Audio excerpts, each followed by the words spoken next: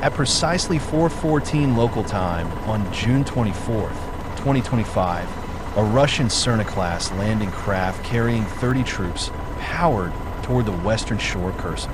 Unbeknownst to its crew, it had been shadowed for the past 27 minutes by a silent observer high above, a Turkish-made Bayraktar TB2 drone circling invisibly at 18,000 feet. Within the next 90 seconds, what began as a standard amphibious maneuver would erupt into a pivotal moment in the conflict, one that would send shockwaves from the Black Sea to Moscow's highest offices. The TB2 had launched at 2 o'clock from a covert forward operating site near Mykolaiv. The Black Sea below was pitch black. Russian radar crews, half alert in their dimly lit control rooms, were unaware that a predator was already airborne, gliding silently through radar shadows.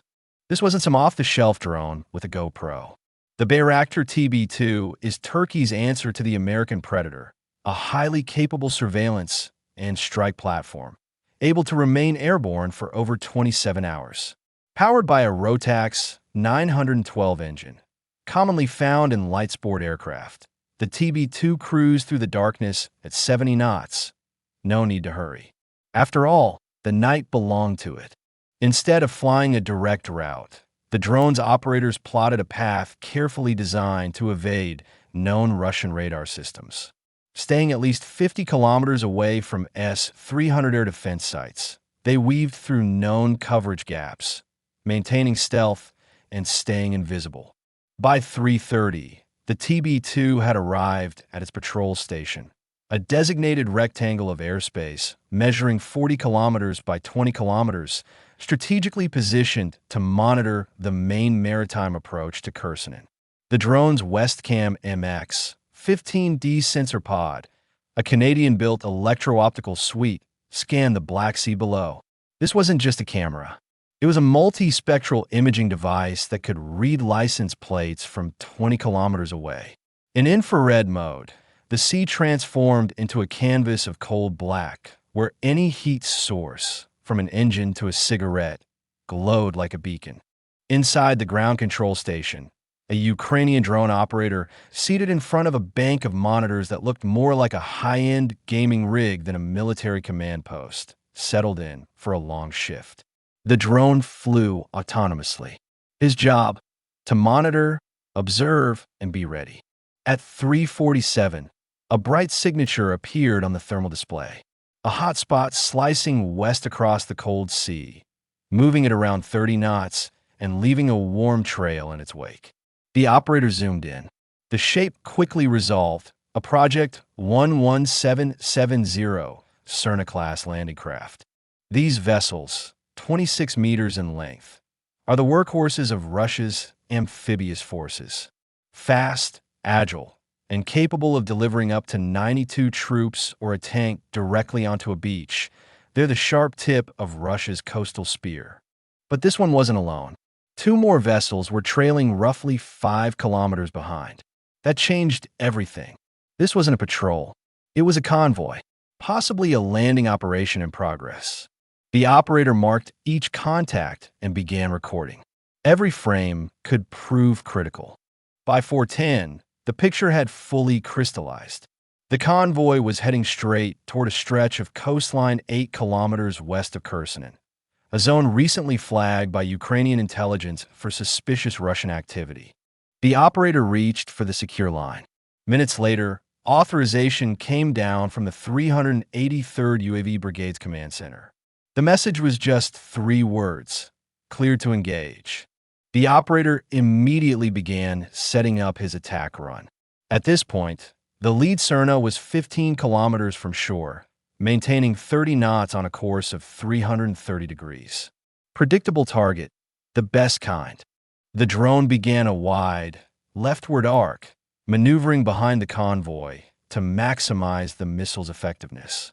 The MML, Turkey's smart micro-munition, is most accurate when fired along the target's axis of motion, reducing the need for mid-flight corrections. The operator zoomed in again. He could now see Russian soldiers on deck, some sheltering from the wind near the stern. Tactical vests, helmets, AK-style rifles. These were frontline troops. This wasn't a supply run. The MAML missile, weighing 22 kilograms with a 10 kilograms warhead, is built to destroy light armor or vessels. It uses semi-active laser guidance. The drone must maintain a laser lock on target throughout its flight. Minimum reliable range, 8 kilometers. Time of flight, 43 seconds. At 4:30, something shifted aboard the Cerna. Russian crew moved to the bow and began mounting what appeared to be a heavy machine gun. Defensive preparation, either standard procedure or a sign they sensed danger. There was no more time to debate. Final checks, laser designator online. Missile status, green. Wind, light under 5 knots. Weather, perfect. A bank of clouds was still far west. The operator lazed the Cerna's bridge. The drone's rangefinder read 12.7 kilometers, still too far. He held steady, waiting, watching. 11 chilometri. 10 chilometri. At 8 kilometers, he got the green light. But just as his finger pressed the fire command, the screen flashed. Warning, laser malfunction. Recalibrate. His heart skipped. The Cerna was now only 7 kilometers from shore and beginning to slow, preparing for landing. The operator acted quickly. He cycled the system. Off, on, reboot. A military-grade version of turn it off and back on again. 10 agonizing seconds passed. Finally, laser operational. He redesignated the target, but something fell off. The deck was more crowded than expected for 30 infantrymen. Additional crates were strapped along the sides. Not standard gear. That question would answer itself in less than a minute. At 4:47, the operator fired. The MAML detached cleanly and dropped from the TB2's wing. Fins da pluia. Guidance system active. It began hunting the reflected laser energy bouncing from the Cerna's bridge. Down below, the Russians had no idea. The missile screamed through the thin air at 250 meters per second, closing rapidly. Through his monitor, the operator watched the deck. Troops walking casually, some checking their rifles, others standing near equipment crates. The thermal camera kept the laser beam locked tight on the bridge structure, the gimbal holding steady like a sniper scope. At 15 seconds to impact, one Russian sailor looked up. He pointed, shouted. Others scrambled. Some ducked behind crates. Some tried to bring weapons to bear. But it was too late. Impact. At exactly 4:48, the missile struck midship. The explosion was surgical. The warhead tore through the vessel's hull, designed to punch through light armor and cause catastrophic internal damage. But it was the secondary explosions that changed everything. At 1.3 seconds post-impact, multiple white-hot jets of thermite erupted from the wreckage. These weren't fuel tanks. These were demolition charges. The Cerna wasn't just carrying troops. It was carrying a sabotage team, likely tasked with destroying Ukrainian infrastructure. The two trailing vessels immediately turned.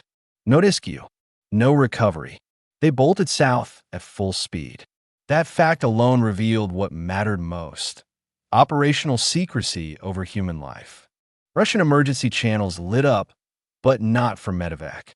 Instead, encrypted burst transmissions signaled mission aborts. Within hours, satellite imagery confirmed Russian vessels returning to Sevastopol. Special ops activity in the western Black Sea ceased. In 43 seconds, 30 Russian operators, trained for months, vanished beneath the waves. More importantly, their cargo and identities gave Ukraine the smoking gun it needed. Russia's covert attempt to open a new front by sabotaging coastal defenses near Kherson. Moscow would never publicly acknowledge what was lost that night. But inside Ukraine's war rooms, the message was clear: they were coming. And now they're not. Bye for now.